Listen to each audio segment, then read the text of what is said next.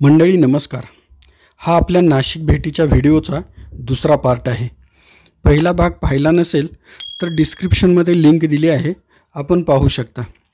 त्यामध्ये आपण काळाराम मंदिर आणि श्री प्रभू रामचंद्राचं दर्शन घेतलं आणि आता तिथून फक्त 2 मिनिटाच्या अंतरावर असलेल्या सीता गुफा या ठिकाणी आपण आलो आहोत। वाल्मिकी रामायणाप्रमाणे याच ठिकाणाहून माता सीतेचं हरण रावणाने केले होते।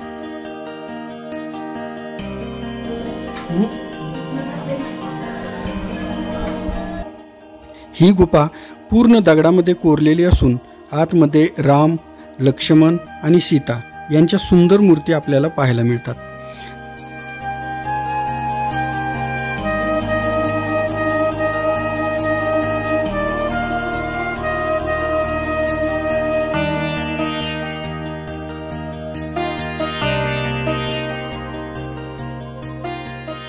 तसेच माता सीतेचे श्रृंगार ग्रह सुद्धा पाहता येते।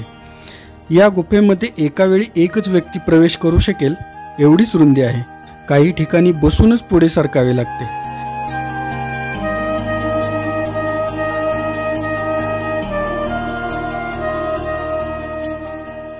पंचवटीमधले हे 5 वड आहेत। हा 1 नंबर। या गुफेबाहेर 5 वटवृक्ष आहेत।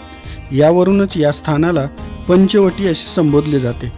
यातील प्रत्येक वटवृक्षाला 1, 2, 3 असे क्रमांक दिलेले आहेत। औरंगाबाद रोडवरून राईट घेतला तर जनार्दन स्वामींचं मंदिर आहे।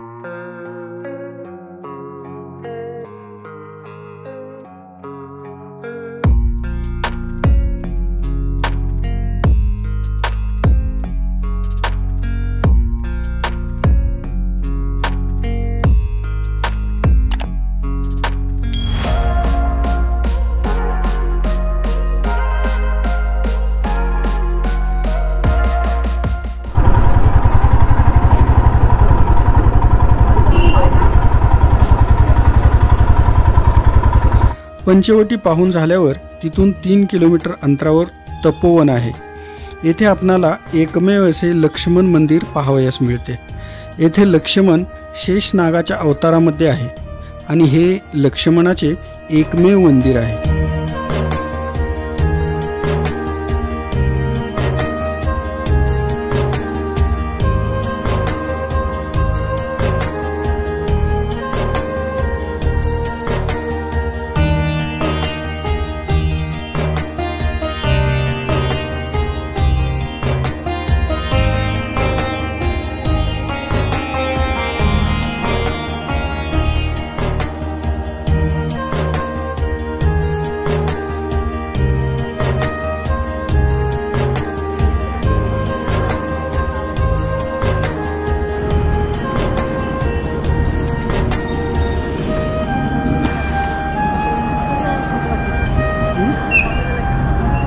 थोड्या अंतरावर गेल्यावर कपिला गोदावरी संगम पाहता येतो।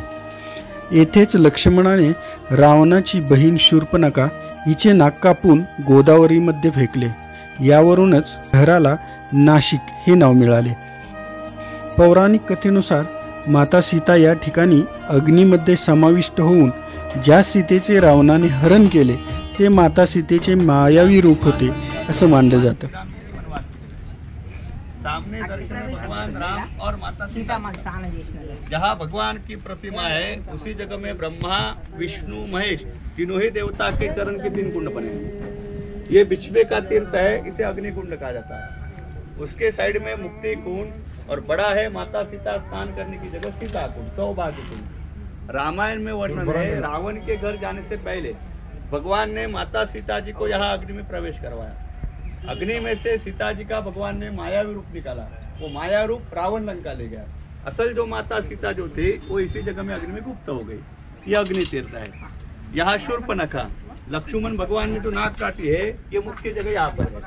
बारिश में गोदावरी को पानी आता है, यहाँ का मंदिर बंद रहेगा इसलिए बड़ा जगह ऊपर में। यहाँ शूर्पणखा का नाक छेदन किया। नाक काटने से गांव को नाम प्राप्त हुआ है नासिक। नासिक का पहले नाम था पद्मनगर। रामायण कालीन दंडकारण्य नाक काटने के ऊपर से हुआ है नासिक। यहाँ कपिल मुनि जी तपस्या की जगह कपिला गाय कपिला कुंड है। भगवान यहाँ तपस्या करके नदी लाए कपिला, गोदावरी कपिला का पीछे संगम है। कुंभ मेला जो होता है नासिक का, ये कुंभ का क्षेत्र है। यहाँ गोदावरी की यात्रा के लिए लोग आते हैं, संगम का महत्व है। आए हैं भगवान को हाथ जोड़ो। येथे आपणास गोदावरीचे वाहते आणि विस्तीर्ण रूप पाहायला मिळते। या गोदावरी नदीच्या पात्रात आपण आता शूर्पणखेचं नाक जिथं एक्झॅक्ट लक्ष्मणानं कापलं ती जागा आता बघून आलो आपण। दर 12 वर्षांनी होणाऱ्या कुंभमेळ्यामध्ये पवित्र स्नान इथे या संगमावरच लाखो भाविक करत असतात। त्र्यंबकेश्वर अजून इथून 12 किलोमीटर दाखवते। बरोबर 12-12:15 दरम्यान तपोवनमध्ये दर्शन घेतलं आणि जिथून निघालो तिथून 32 किलोमीटर त्र्यंबकेश्वर दाखवत होतं। तपोवन पाहून झाले आणि आता आपण त्र्यंबकेश्वर दर्शनासाठी निघालो। आता गुगल माता कशी कशी नेते त्याप्रमाणे सिटीमध्ये तर तिच्यावरच अवलंबून राहावं लागतं, पर्याय नसतो का। प्रभू श्रीरामाचं दर्शन इतकं सुंदर आणि शांत झालं। सकाळी 9लाच पोचलो मंदिरात, गर्दी नव्हती बिलकुल। आरामात दर्शन घेतलं, ज्यासाठी आलो होतो ते एकदम छान दर्शन झालं। त्याच्यानंतर सीतागुफा पाहिली, तपोवनला गेलो की 12 वाजता एवढं सगळं होऊन भरपूर वेळ शिल्लक आहे म्हटल्यावर आता त्र्यंबकेश्वर पण दर्शन करून जाऊ म्हटलं। त्र्यंबकेश्वरमध्ये आलोय आपण, हा मेन रोड आहे। निवृत्तीनाथ महाराज समाधी मंदिर पण सरळ आहे।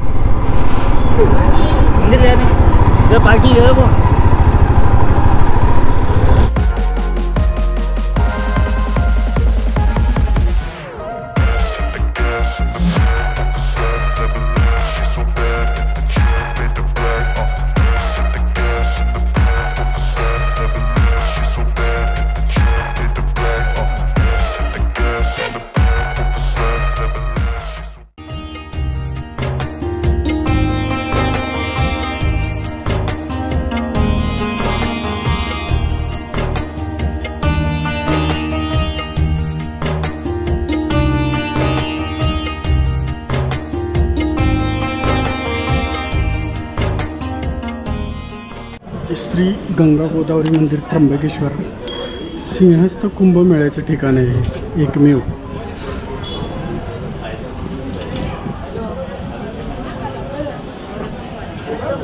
बारा ज्योतिर्लिंगापैकी एक असलेल्या या त्र्यंबकेश्वराचे दर्शन घ्यायला जाताना आधी इथे असलेल्या कुशावर्त कुंडामध्ये आंघोळ करून जाण्याची प्रथा आहे। स्वतः प्रभू रामचंद्रांनी गौतम ऋषींच्या सांगण्यावरून आपले पिता राजा दशरथ यांचे श्राद्ध येथेच घातले होते असं म्हणतात।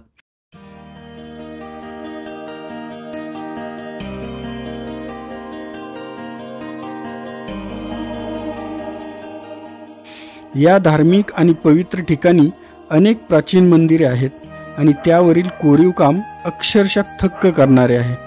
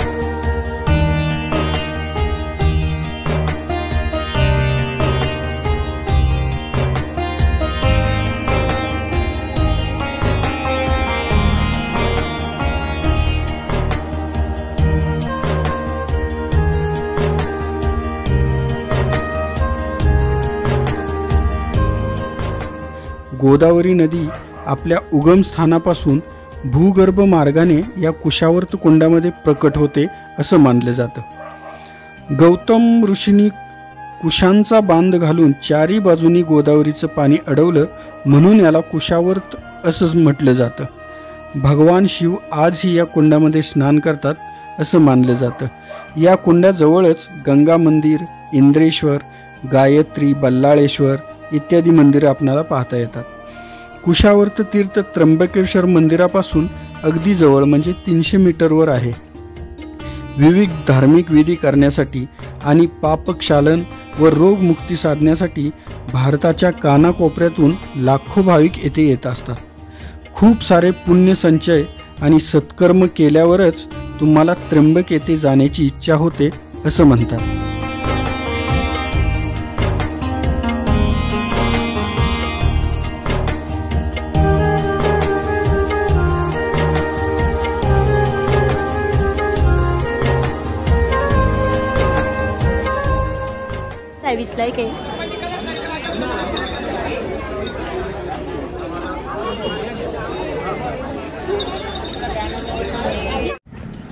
संत श्रेष्ठ श्री निवृत्तीनाथ महाराज समाधी संस्थान त्र्यंबकेश्वर, निवृत्तीनाथ महाराजांच्या समाधीचं दर्शन घेण्यासाठी आपण आलो आता। कुशावर्तापासून चालत एक 5 मिनिटाच्या अंतरावर आहे। इथं भक्त निवासाची सोय आहे, इथून दर्शनबारीला आज जायचं। ब्रह्मगिरीच्या पायथ्याला वारकरी संप्रदायाचे आद्य गुरु संत श्रेष्ठ निवृत्ती महाराजांची संजीवन समाधी आहे। साधारण 12व्या शतकामध्ये निवृत्ती, ज्ञाना, सोपान, मुक्ताबाई ही 4 भावंड त्र्यंबक दर्शनासाठी गेले असता ब्रह्मगिरी प्रदक्षिणेवेळी निवृत्तीनाथ महाराजांचा रस्ता चुकून त्यांची चुकामुक झाली। त्यावेळी निवृत्तीनाथांना नाथ संप्रदायातील गहिनीनाथ भेटले आणि त्यांनी अध्यात्म आणि ज्ञान दीक्षा निवृत्तीनाथांना दिली। हेच ज्ञान पुढे जाऊन निवृत्तीनाथांनी परतल्यावर ज्ञानोबा रायांना दिली। धन्य धन्य निवृत्ती देवा, काय महिमा वर्णावा, शिवे अवतार धरून केले त्रैलोक्य पावन, समाधी त्र्यंबक शिखरी, मागे शोभे ब्रह्मगिरी, निवृत्तीनाथांचे चरणी शरण एका जनार्दनी, असं एकनाथ महाराजांनी संजीवन समाधीचं यथार्थ असं वर्णन केलेलं आहे। निवृत्तीनाथ महाराजांच्या मुख्य समाधीचं आपण दर्शन घेतलं। हे आजूबाजूला पाहत असता तुम्ही, हे अजून काम चालू आहे, जीर्णोद्धाराचं काम चालू आहे दोन्ही बाजूनी, आणि हे मुख्य मेन मंदिर आहे। हे समोर बघू शकता दोन्ही बाजूनी मंदिराचं जीर्णोद्धाराचं काम चालू आहे। हे मुख्य समाधी मंदिर। दुपारचे 2:45 वाजलेत। निवृत्ती महाराजांच्या समाधीचं दर्शन घेतलं, कुशावर्तामध्ये दर्शन घेतलं। त्र्यंबकेश्वराचं दर्शन काय घेणं झालं नाही, कारण बाहेर विचारलं, लाईन होती आणि किमान 4 ते 5 तास दर्शनाला लागतील म्हणून सांगितलं। त्यामुळे फक्त कळसाचं दर्शन घेतलं आणि निघालो।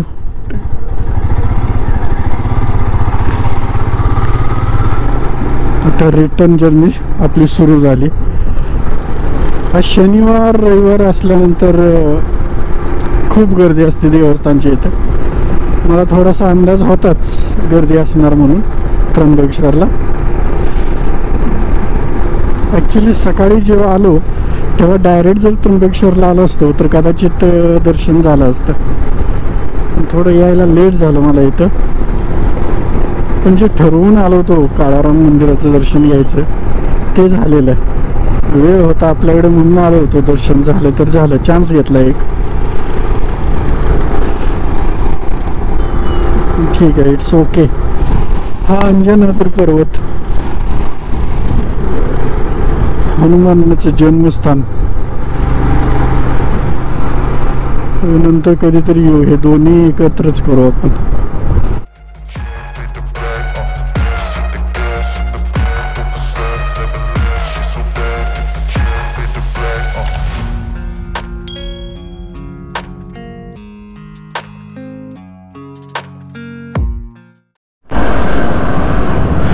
नाशिकच्या थोडंसं बाहेर आलं. हां, ऊसाचा ताजा रस घेऊ आता, थोडी एनर्जी येईल माझी.